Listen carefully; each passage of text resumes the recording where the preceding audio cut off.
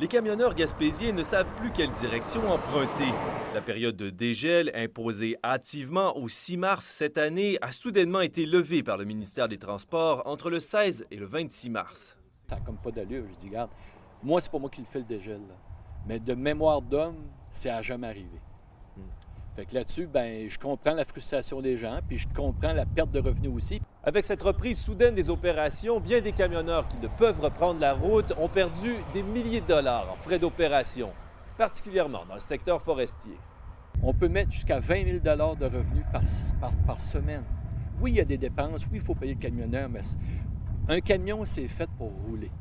Il y a comme une improvisation là-dedans qu'on ne comprend pas et qui fait en sorte que la planification des travaux, planification des transports, s'en va chambouler. En période de dégel, les camionneurs doivent alléger leur fardeau de 12 à 15 %. Des pertes importantes de revenus pour les entreprises de transport qui en profitent pour mettre à niveau leur flotte et à pied leurs employés.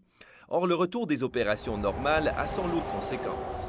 Il ne pouvait pas avoir une meilleure manière de mélanger les gens, de mettre un dégel une semaine, puis de l'enlever, puis le remettre par après.